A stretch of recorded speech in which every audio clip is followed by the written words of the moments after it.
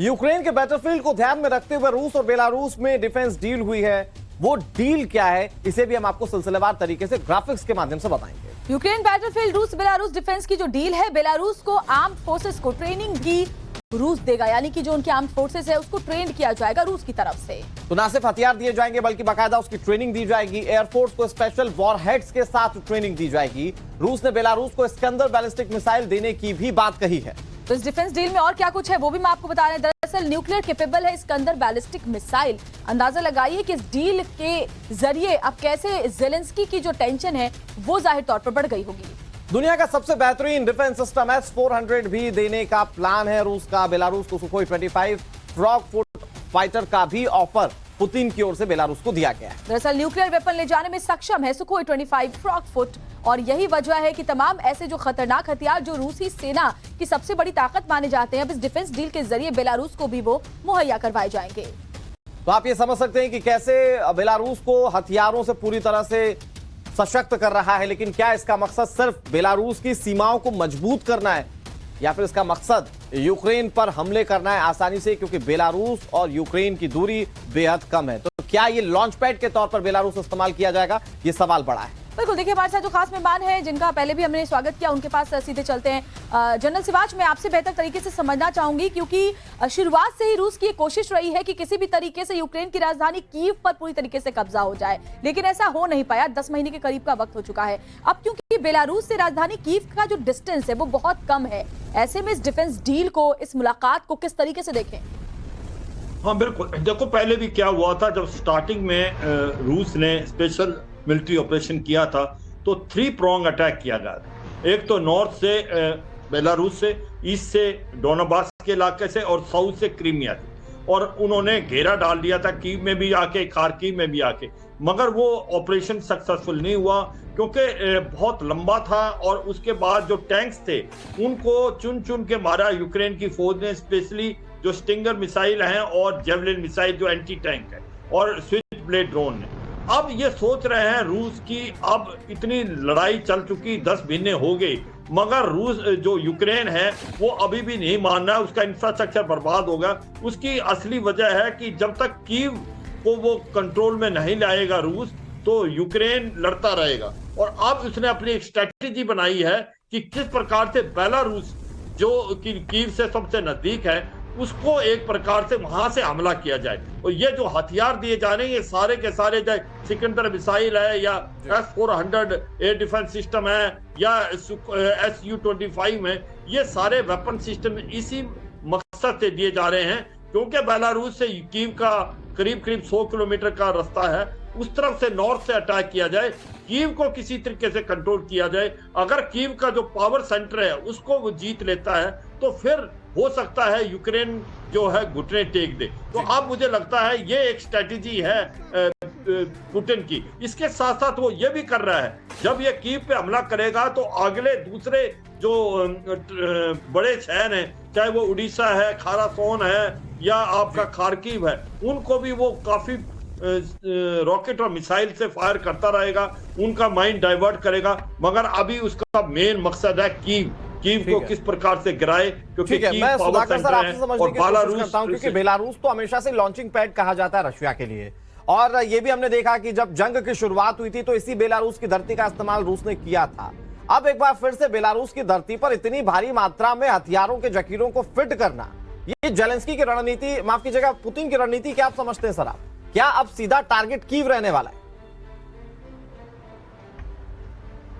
पहले आपको, आपके चैनल को दिल से धन्यवाद देता हूँ कि आपने मेरे को इनवाइट किया आपके शो में। और ये जो मुद्दा आप उठाए हैं बहुत ही मिलिट्री साइंस के हैसियत से बहुत अहम, बहुत मान्यता रखता है। मैं एक दूसरा पर्सपेक्टिव आपको देने जा रहा हूँ। जनरल सिवाच साहब जो कह रहे हैं, मैं पूरा उनके साथ सहमत हूँ और बिल्कुल मैं एक्चुअली फुली एंडोर्स करता हूँ। लेकिन एक पर्सपेक्टिव ऐसा है कि आज के दिन में 10 महीने की लड़ाई के बाद या 10 महीना जो लड़ाई चल रही है अभी, इसके दौरान मेरे विचार के मुताबिक रशिया का केंद्र बिंदु है ये जो लैंड ब्रिज, क्रीमिया का लैंड ब्रिज को किसी भी तरह सिक्योर करना है। रशिया के लिए क्रिमिया बहुत इंपॉर्टेंट और बहुत एक स्ट्रेटेजिकली इंपॉर्टेंट एरिया है। क्यों? आप अगर फर्स्ट और सेकेंड वर्ल्ड वॉर की लड़ाई की तरह ध्यान ले लेंगे, उस समय ये सब रशिया की हिस्सा होते थे, यूएसएसआर की। आज के दिन में रशिया के पास जितने भी पोर्ट हैं, आप लीजिए स्टालिन, जी सर, बिल्कुल आप बड़ी जानकारी आप दे रहे हैं सर, और इसीलिए बहुत जरूरी है अनुराग की भौगोलिक स्थिति क्या है और क्यों बेलारूस का अगर इस्तेमाल किया जाता है यूक्रेन पर हमले के लिए तो यूक्रेन के लिए कितना मुश्किल हो जाएगा, क्योंकि बेलारूस से यूक्रेन पर अटैक कितना आसान होगा उसे मैप के जरिए समझा देते हैं। बिल्कुल, जिस डिस्टेंस का हम जिक्र कर रहे हैं दरअसल इसी मैप के जरिए हम आपको समझाने की कोशिश करेंगे। बेलारूस से यूक्रेन की राजधानी कीव महज 229 किलोमीटर की दूरी पर है। व्लादिमीर पुतिन जिसे 10 महीनों में कब्जा नहीं पाए, उसे पुतिन बेलारूस के जरिए अब अपने कब्जे में कर सकते हैं। इसको लेकर उन्होंने प्लान एक्टिवेट कर दिया है। और ये देखिए मैप के जरिए अगर आप समझ पाए तो देखिए कितना नजदीक है, क्योंकि बहुत दूरी नहीं है बेलारूस से। अगर हम बात करें राजधानी कीव की, और वहां से सीधा अटैक ऊपर से किया जा सकता है राजधानी कीव पे। और इसीलिए जरूरी यह है कि जो डिफेंस डील हुई है उसके बाद अब जेलेंस्की किस तरीके से अपना जो बॉर्डर है, जो बेलारूस से लगता हुआ बॉर्डर है, उसको सिक्योर कर लेते हैं, वो बहुत जरूरी है। बिल्कुल, हम इस मैप को समझाने की कोशिश करते हैं अपने दर्शकों को। इस मैप से आप ये समझ पाएंगे कि असल में दूरी कितनी है। देखिए, ये यूक्रेन का हिस्सा है और ये कीव जो राजधानी है ये बेलारूस है। यहां से बेलारूस से यहां हमला करना बहुत आसान होगा, जबकि अगर आप देखेंगे तो रूस यहां है। यहां से अगर आप कीव की दूरी देखेंगे तो ये बहुत ज्यादा है, जबकि बेलारूस से कीव की दूरी श्वेता बहुत कम हो जाती है। ये मात्र 229 किलोमीटर है और कई ऐसे वॉरहेड्स हैं जो इसको आराम से वहां तक पहुंच सकते हैं और हमला कर सकते हैं सिर्फ एक बार में। इसी वजह से देखिए, जो रूस से लगते हुए बॉर्डर है यूक्रेन के, यहाँ पर ओडेसा है, तो ये जो तमाम एरिया है यहाँ से लगातार रूस अटैक कर रहा है। और इन्हीं इसी वजह है कि वहां के जो तमाम इलाके हैं उस पर उसका बहुत अच्छा अभी तक होल्ड हो पाया है। लेकिन कीव क्योंकि डिस्टेंस बहुत ज्यादा है, ऐसे में रूस यहाँ पर अटैक नहीं कर पाया, अभी तक अटैक के बावजूद कब्जा नहीं कर पाया। बेलारूस से देखिए कीव की जो दूरी है सिर्फ 229 किलोमीटर है, और इसीलिए बहुत जरूरी है कि अब रूस जब यहां से अटैक करेगा तो राजधानी कीव के इंफ्रास्ट्रक्चर पर कब्जा करना, उसे बर्बाद करना रूस के लिए बहुत आसान हो जाएगा। और इसको ही समझ के, इस ज्योग्राफी को ही समझ करके आप अंदाजा लगा सकते हैं कि क्यों बेलारूस के साथ ये डिफेंस डील पुतिन ने की है, क्यों लुकाशेंको से मिलकर के उन्होंने यूक्रेन को लेकर उनका अगला एक्शन क्या हो सकता है, इस पर चर्चा की है।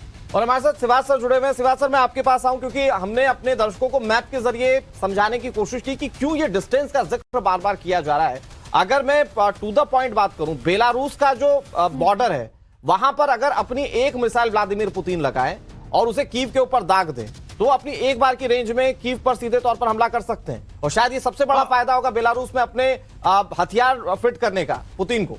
हाँ अनुराग, बिल्कुल, इसमें कोई शक नहीं कि जब बेलारूस को इस्तेमाल शुरू में भी किया था, इतना बड़ा लॉन्च पैड के तरीके से नहीं किया था। डोनबस से ज्यादा मेन अटैक था और क्रीमिया से। अब उनको पता लगा है कि बेलारूस का इस्तेमाल किया जाए, क्योंकि कीव की और बेलारूस की जो डिस्टेंस है वो 200 के किलोमीटर के करीब है। और ये भी समझ आया कि वहां से लॉजिस्टिक सप्लाई भी ठीक रहेगी।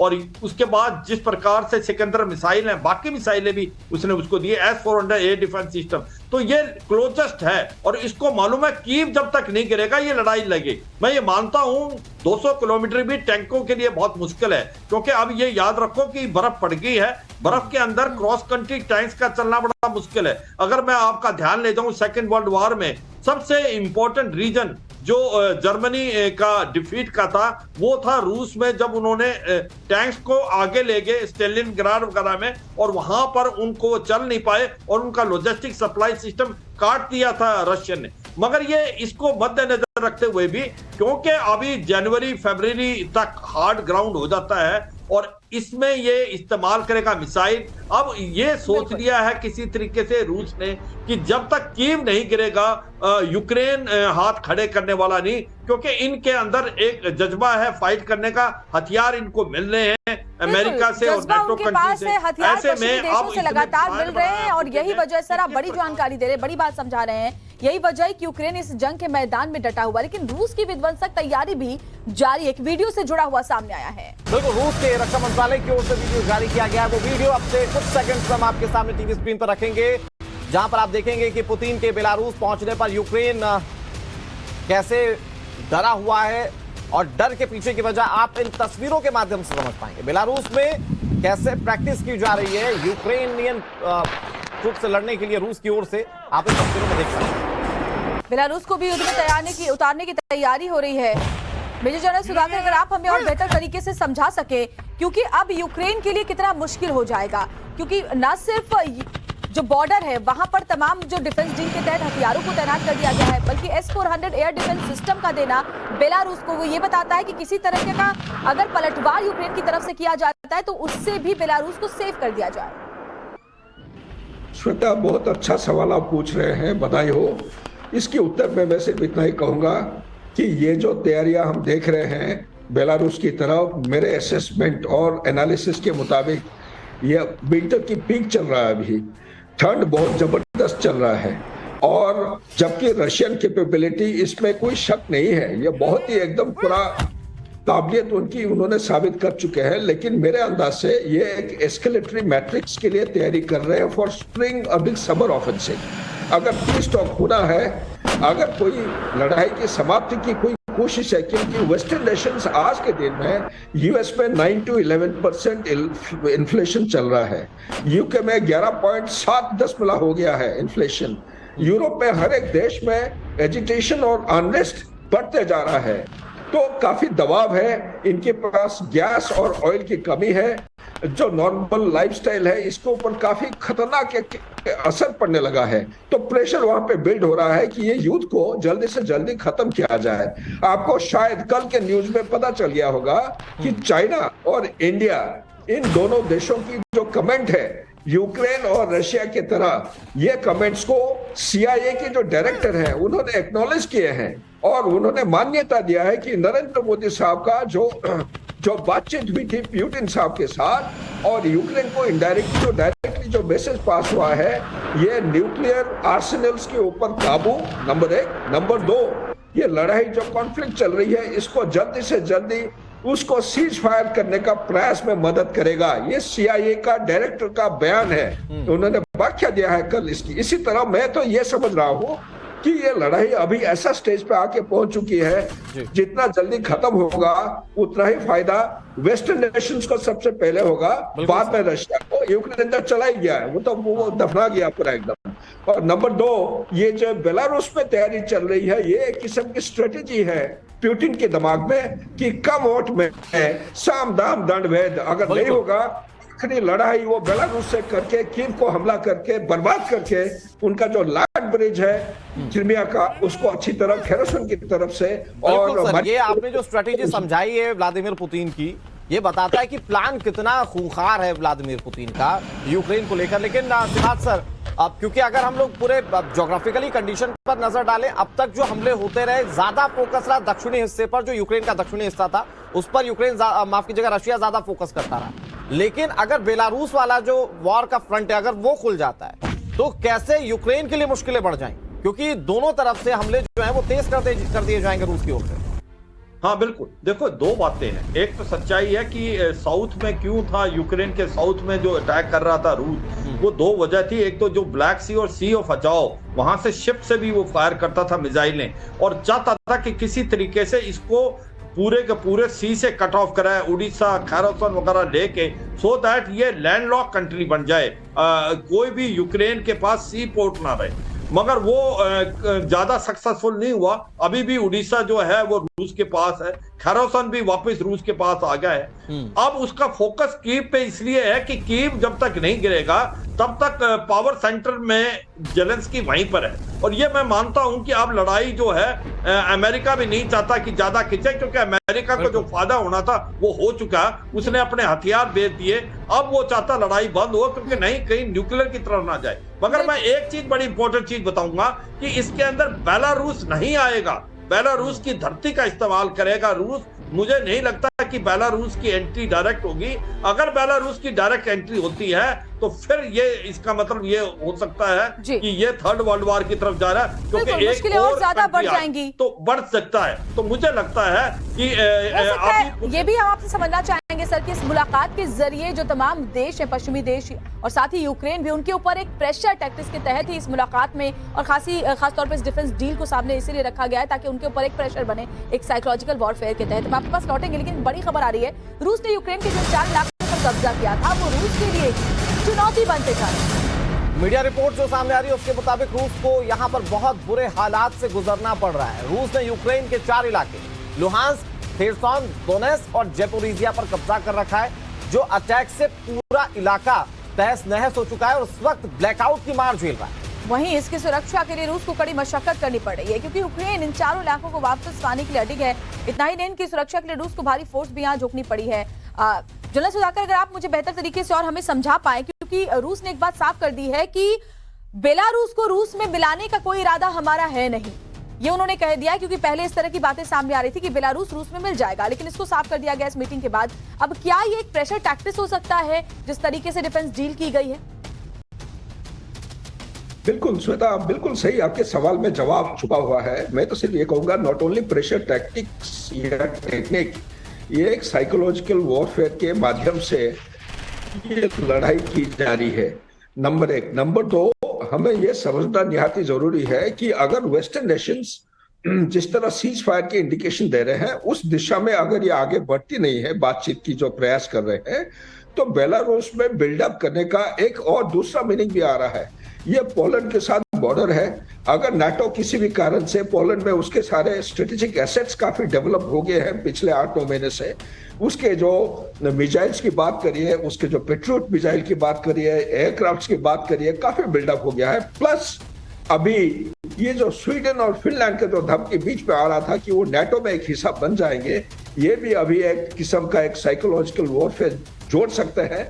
और बेलारूस को इस लड़ाई के बीचों बीच में लाना, मैं समझता हूं ये एक स्ट्रॉन्ग मैसेज दिया जा रहा है कि कम वोट में, चाहे आप हमारे ऊपर हमला इस तरफ लड़ाई को बढ़ाए या ना बढ़ाएं, हम ये स्ट्रेटेजिक लोकेशन के ऊपर काबू रखेंगे, ताकि मल्टीप्रोंग अप्रोच, मतलब कीव के ऊपर हम अटैक कर सकते हैं, number 1। And if push comes to shove, हम पोलैंड को भी धमकी दे सकते हैं, फिनलैंड की तरफ भी जा सकते हैं, स्वीडन की तरफ भी जा सकते हैं, गल्फ ऑफ फिनलैंड की तरफ जा सकते हैं। जो मल्टीप्रोंग ऑप्शंस है, ये इसको दर्शाने की कोशिश कर रहे हैं। ठीक है सर, आपके पास एक बार फिर से आ रहे हैं, लेकिन एक बड़ी खबर अपने दर्शकों को बता दें। यूक्रेन युद्ध में इस वक्त बखमुत क्षेत्र को लेकर जबरदस्त जंग चल रही है। इसे लेकर जेलेंस्की ने यह भी दावा किया है कि बखमुत वॉर फ्रंट का मेन पॉइंट बना हुआ है।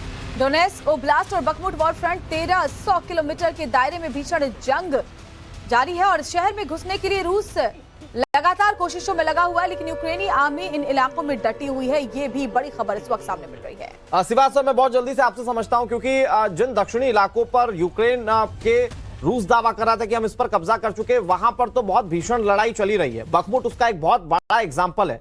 लेकिन जो बेलारूस के साथ अभी डील सामने आई है, क्या ये यूक्रेन का ध्यान भटकाने की भी कोशिश है? क्योंकि अभी यूक्रेन तो अपने कब्जे वाले इलाकों को ही छुड़ाने की कोशिश कर रहा है। क्या वहां से ध्यान भटकाएगा ये डील जो अभी हुआ है बेलारूस के साथ रूस का?